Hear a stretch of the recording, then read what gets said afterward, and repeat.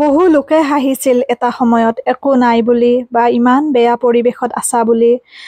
বহু লোকে হাঁহিছিল কিন্তু এটা কথা উপলব্ধি কৰিলোঁ বা জীৱনে বহুখিনি কথাই শিকালে কম বয়সতে আৰু এটা কথা মই মানো যে মানুহৰ জীৱনত অভাৱ থাকিব লাগে তেতিয়াহে হয়তো জীৱনৰ মূল্যটো বুজি পোৱা যায় বা সময়খিনিৰ সৎব্যৱহাৰ ভালকৈ কৰিবলৈ সন্তানে শিকে সেইখিনি মই নিজৰ অভিজ্ঞতাৰ ফালৰ পৰা কৈছোঁ আৰু এটা কথা এই যে যিখিনি মানুহে হাঁহিছিল একো নাই দুখীয়া বা ইমান বেয়া পৰিৱেশত আছা এনেকৈ মানুহে থাকেনে তেনেকুৱাকৈ যিখিনিয়ে হাঁহিছিল সেইখিনি কিন্তু আপোনাৰ যদি কেতিয়াবা ভাল হয় বা আপুনি জীৱনত কিবা এটা কৰিব পাৰে আপোনাৰ সপোনবোৰ বাস্তৱ হয় আপুনি নিজৰ ভৰিত নিজে থিয় দিব পৰা হয় তেতিয়া কিন্তু সেই লোকখিনি আপোনাৰ ওচৰত নাহে বা আপোনাৰ ঘৰত নাহে আপোনাৰ বেয়া দিনত যিখিনি লোকে আপোনাক ইটিকিং কৰে যিখিনি লোকে আপোনাক ঠাট্টা মস্কৰা কৰে বা সেই বেয়া দিনখিনিত যিখিনি মানুহে হাঁহিম বুলি পেলাই আপোনাৰ ওচৰত আহে ভাল দিনত কিন্তু সেই মানুহখিনিয়ে দূৰৰ পৰাই আঁতৰে হয়তো সেইখিনিতে সফলতা আপোনাৰ মোৰ কিন্তু এই কথাটো বুজি নাপাওঁ তেওঁলোকে আচলতে ভাল কামনা কৰিলে নে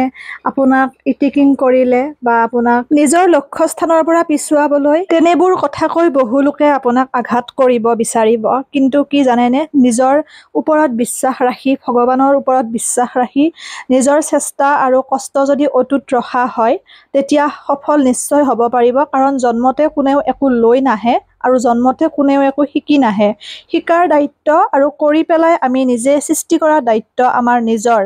সেই কথাখিনি আমি প্ৰত্যেকেই মনত ৰাখিব লাগে যদিও বহুতৰে পিতৃ মাতৃ বা নিজৰ ঘৰখন বহুত আধ্যৱন্ত হয় বা জন্মৰ পৰা তেওঁলোকে এটা বেয়া পৰিৱেশ নাপায় বা এটা ভালদৰে জীৱন নিৰ্বাহ কৰে লাখ বিলাসিতাৰে তেওঁলোকৰ কথাটো অকণমান পৃথক বিচৰা ধৰণে বস্তুখিনি মাক দেউতাকে আনি দিব পাৰে লাগ বুলিলে বস্তুটো হাতত পায় তেনেকুৱা কিন্তু আমাৰ জীৱনশৈলীটো বহুত বেলেগ ধৰণৰ আছিল বা বহুত কষ্টৰে আজিৰ এইখিনি স্থিতি পাইছোঁ সেইকাৰণে যধে-মধে যেনেকৈ তেনেকৈ পইচা পাতিয়েই হওক বা ধৰি লওক নিজৰ সময়খিনিয়ে হওক অপচয় কৰিবলৈ বহুত বেছি টান পাওঁ কাৰণ অকণমান সময় আমি হিচাপ কৰি পেলাই কাম কৰা হৈছিল এটা সময়ত বা ধৰি লওক পঢ়া শুনাৰ ক্ষেত্ৰত বহুত কষ্ট কৰি নিজে চেষ্টা কৰি আমি পঢ়িছোঁ প্ৰতিটো শ্ৰেণীতে আমি টিউচন পোৱা নাই টিউচন আমাক দিয়া নাই যিখিনি পঢ়িছোঁ নিজে কষ্টৰ বলত পঢ়িছোঁ কষ্টৰ বলত পঢ়িয়ে আজি এইখিনি পাইছোঁ অৱশ্যে ক্লাছ 10ত কিবা এটা টিউচন লৈছিলোঁ তাকো ছমাহ সেইখিনি সময়তো কিমান কষ্ট কৰি পইচাখিনি দিব লগা হৈছিল সেইটো নিজে জানো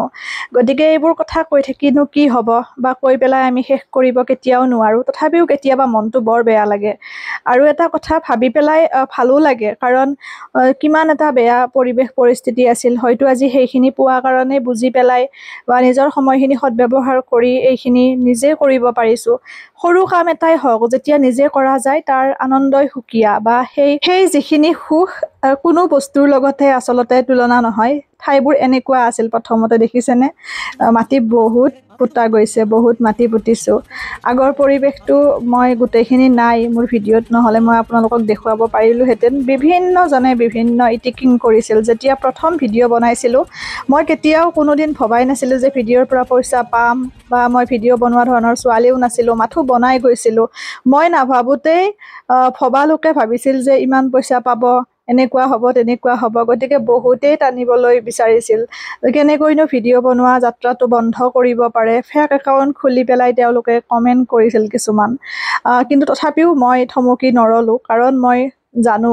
অকল এই ভিডিঅ' যাত্ৰা বুলি নহয় যিকোনো ক্ষেত্ৰত পঢ়ি থকা সময়তে হওক বা যিকোনো ক্ষেত্ৰত যেতিয়াই কিবা এটা আমি উন্নতিমূলক কামত খোজ দিওঁ একাংশ এনেকুৱা লোক থাকেই পিছত থিয় হৈ কেনেকৈ টানিব পাৰি কেনেকৈ বগৰাব পাৰি কিন্তু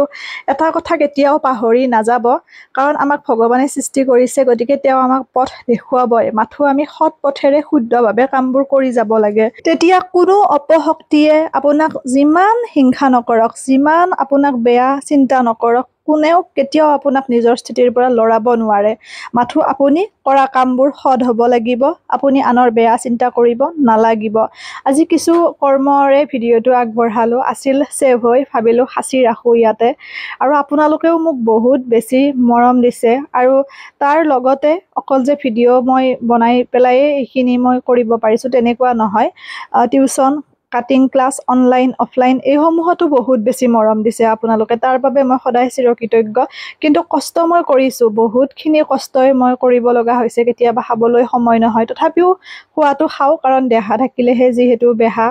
অকণমান নিজেই মিলাবৰ কাৰণে চেষ্টা কৰোঁ। তাৰ মাজতে কেতিয়াবা ৰাতি 1-2 বজালৈকে কাম কৰা হয়, কিন্তু মানুহে এইবোৰ দেখা নাপায়। আমি যিখিনি কষ্ট কৰোঁ, কিমান এখন জীৱন যুদ্ধ কৰি কৰি আমি আগুৱাই যাওঁ অভাৱ অভিযোগৰ মাজেৰে, সেইবোৰ মানুহে দেখা নাপায়। কিন্তু যেতিয়াই কোনোবা এগৰাকী সফল হয় বা কোনোবা এজনে নিজৰ ভৰিত নিজে থিয় দিবলৈ আগবাঢ়ে, তেতিয়াই পিছলৈ টনা মানুহৰ অভাৱ নাপায়। কিয় তেনেকুৱা কৰে? আপুনি যদি সহযোগ কৰিব নোৱাৰে, আপুনি যদি কাৰোবাৰ হিত চিন্তা কৰিব নোৱাৰে, আপুনি যদি কাৰোবাৰ অনুপ্ৰেৰণাৰ উৎস হ'ব নোৱাৰে, তেতিয়াহ'লে তেওঁক আপুনি পিছুৱাই অনাৰ, আঘাত কৰাৰ, কষ্ট দিয়াৰ, ঠাট্টা কৰাৰ, ইটিকিং কৰাৰ কোনো আপোনাৰ অধিকাৰ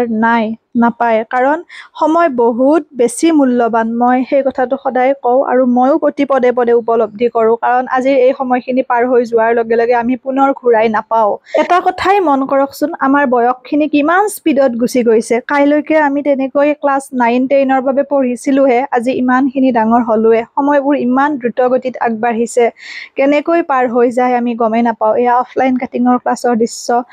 তাকে অকণমান আবদ্ধ কৰি ৰাখোঁ, কাৰণ এদিন চাব পাৰিম, ভাল লাগিব, নহয়নে? যে সময়খিনি অন্তত এনেদৰে ৰাখিছিলোঁ। আৰু নিজৰ মনটোকো আমি ভাল লগাব লাগিব। নিজৰ মনটোৱে কি বিচাৰে, নিজৰ মনটোৱে ক'ত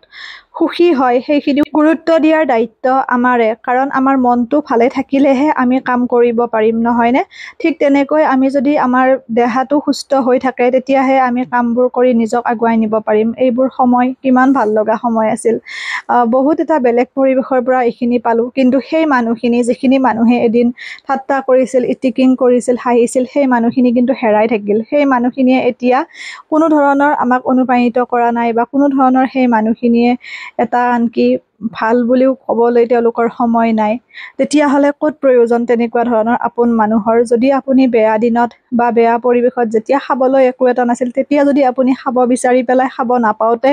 বিভিন্ন ঠাট্টা মস্কৰা বা ইটিকিং কৰিছিল, এতিয়া আপুনি আহিলেতো নিজে আৰামত ধৰি লওক খাব পাব বা নিজৰ মতে জীৱনটো